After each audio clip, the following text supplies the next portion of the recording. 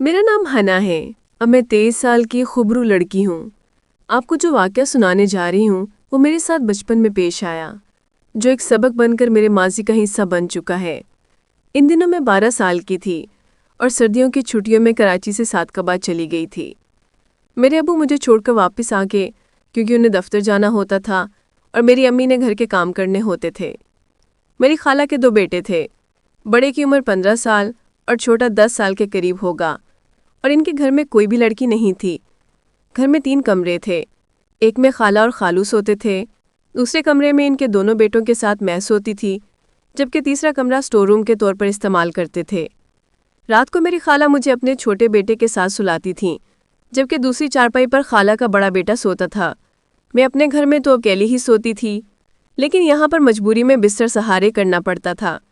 مجھے یہ سب کرنا اچھا نہیں لگتا تھا، لیکن مجبوری تھی۔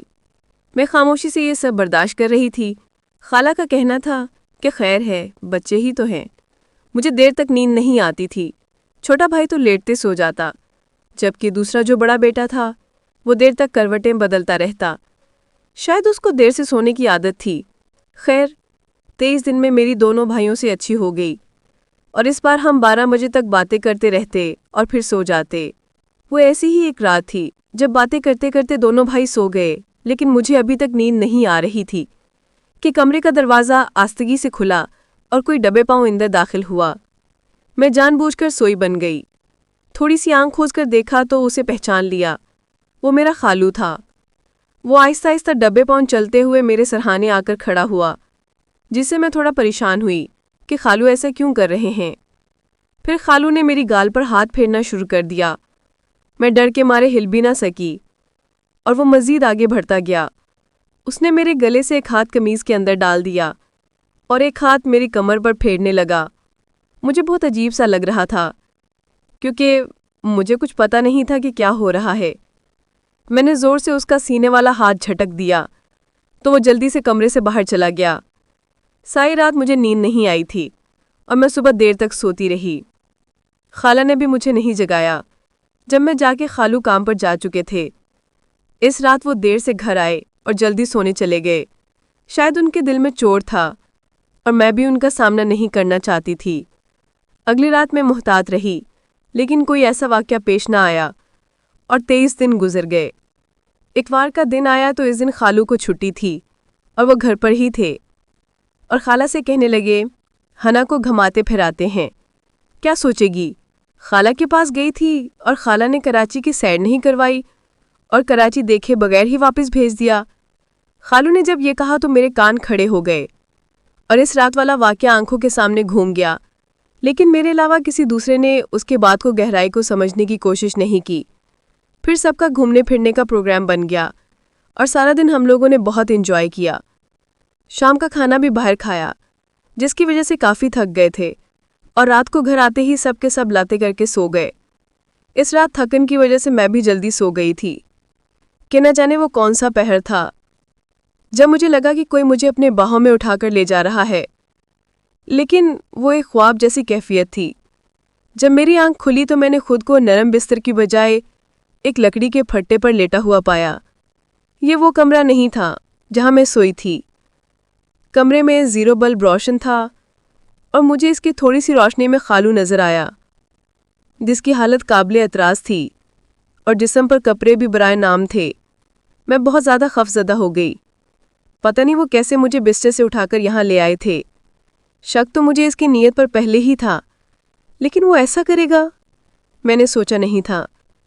جب میں اٹھ کر بیٹھی تو اس نے اپنے ہونٹوں پر ہاتھ رکھ کر خاموش رہنے کا اشارہ کیا اور آہستہ آواز میں بولے، چپ چاپ لیٹے رہو، تمہاری جان نکال دوں گا اور کسی کو تمہاری موت کی وجہ معلوم بھی نہیں ہوگی۔ میں بے انتہا ڈر گئی اور پھٹی پھٹی نظروں سے کمرے کو دیکھنے لگی۔ یہ وہی کمرہ تھا جسے وہ اسٹور کے طور پر استعمال کرتے تھے۔ کمرے کا دروازہ اندر سے بند تھا۔ میں نے دیوار پر لگے ایک کلاک کو دیکھا۔ رات کے 11 گزار کا وقت تھا۔ مطلب مجھے بچانے والا یہاں پر کوئی نہیں آئے گا؟ کم از کم صبح جب 7 نہایا سے پہلے تو کوئی نہیں آئے گا، تب تک 5 گھنٹوں میں شاید مجھے موت آ جائے۔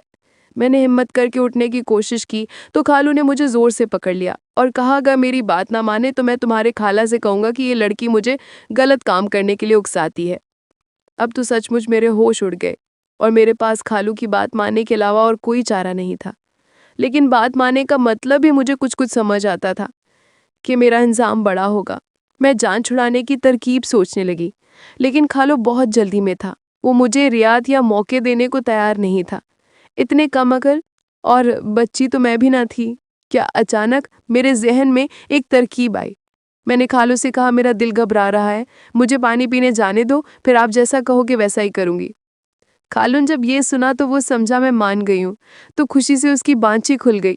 میرا پلان یہی تھا کہ میں جب پانی پینے جاؤں گی تو میں بھاگ جاؤں گی، لیکن خالو بہت چالاک تھا۔ کہنے لگا آرام سے یہاں بیٹھو، میں پانی لا کر دیتا ہوں۔ اس نے میری واحد امید پر بھی پانی پھیر دیا۔ لیکن پھر میرے دماغ میں خیال آیا جیسے ہی خالو پانی لینے جائے گا میں یہاں سے بھاگ جاؤں گی۔ لیکن خالو شاید ہر کام میں اس سے زیادہ تجربہ تھا۔ وہ میرے لیے پانی لینے گیا تو باہر سے کنڈی لگا کر نکلا اور میں کمرے میں ہی رہ گئی۔ میری تمام تر امیدیں دم توڑ چکی تھی۔ وہ مجھے کسی صورت بھی نہیں جانے دے سکتا تھا۔ مجھے اپنی عزت مکمل خطرے میں نظر آ رہی تھی۔ خالو مختصر کپڑوں میں ہی باہر چلا گیا اور اپنے کپڑے یہاں کمرے میں چھوڑ گیا۔ اچانک میرے دماغ میں بچنے کا ایک آخری طریقہ آیا اور میں کسی صورت سے موقع نہیں کمانا چاہتی تھی، چاہے بعد میں اس کی قیمت چکانا پڑے۔ میں جلدی سے اٹھی اور کمرے کو اندر سے کنڈے لگائی اور واپس لکڑی کے تختے پر آ کر پلیٹ گئی۔ تھوڑی دیر بعد میرے خالو پانی لے کر آ گیا۔ مجھے باہر سے کنڈی کھلنے کی آواز آئی مگر دروازہ تو میں نے اندر سے بند کر لیا تھا۔